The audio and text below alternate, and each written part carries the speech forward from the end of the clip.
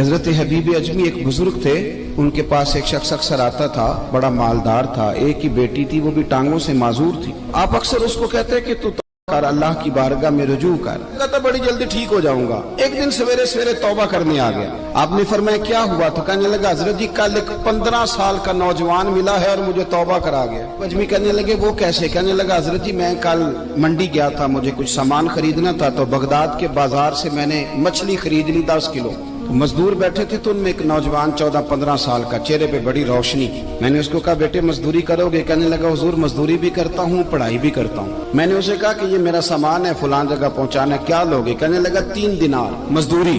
اس نے سامان اٹھا لیا، کہتے ہیں رستے میں ظہر کا وقت ہو گیا۔ کہنے لگا چچا اگر اجازت ہو تو نماز پڑھ لوں؟ کہتے میں رکھ کے نا وہاں سامان تو پھٹے پہ بیٹھ گیا، نماز پڑھنے چلا گیا۔ باقی لوگ دیر سے آئے، وہ بچہ جلدی آ گیا۔ میں نے کہا بیٹے آپ جلدی آ گئے؟ کہنے لگے نفل چھوڑ دیے، اب یہی نہ سمجھ لیں کہ کام چور ہے، میں بعد میں پڑھ لوں گا۔ کہتے ہیں وہ دوپہر کا وقت، رمضان بھی نہیں تھا، میں اس بچے کو گھر لے گیا اور میں نے اپنی بیوی سے کہا کہ بڑا نیک ہے، نمازی ہے، اور راستے میں یہ بھی ہوا ہے کہ میں نے اسے ایک دفعہ کہا ہے کہ یہ مجھے تھوڑی دیر کے لیے دے دو، گرمی بڑی ہے، میں اٹھا لیتا ہوں۔ کہنے لگا نہیں چچا میں رزق حلال کھاتا ہوں، اگر آپ اٹھائیں گے تو میں 3 دینار مزدوری پوری نہیں لوں گا، پھر پیسے کم کروں گا۔ میں نے اپنی بیوی کو بتایا تو بڑی متاثر ہوئی، کہنے لگی دوپہر کا کھانا پک گیا، اسے کو روٹی کھا لے۔ میں باہر نکلا، اس کو 3 دینار تھمائے تو میں نے کہا بیٹے ایک بات میری مانو گے؟ کہنے لگا بتائیے۔ میں نے کہا کھانا پکا ہے کھا لو۔ کہنے لگا میں معافی چاہتا ہوں، میں نے روزہ رکھا ہوا ہے۔ اور متاثر ہو گیا۔ میں نے کہا آپ کیا کرو گے؟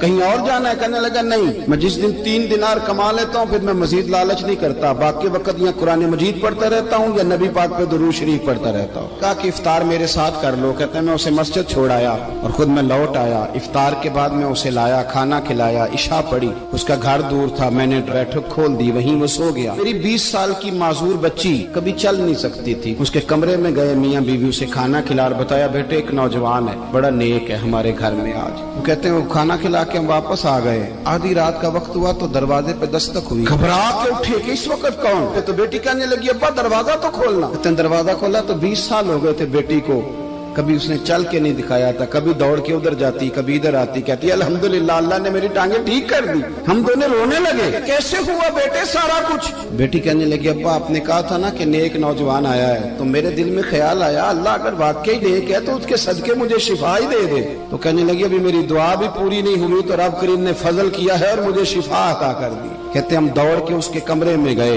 ہم نے ہاتھ رکھا تو دروازہ پہلے سے کھلا تھا، ایک خط چھوڑ گیا تھا کہ اگر تم لوگوں کو مجھ سے محبت ہو گئی ہے تو میرے پیچھے نہ دوڑنا، اس رب کی بارگاہ میں جھکنا جس رب نے میرے اوپر بھی فضل فرمایا ہے اور آپ پر بھی کرم فرمایا۔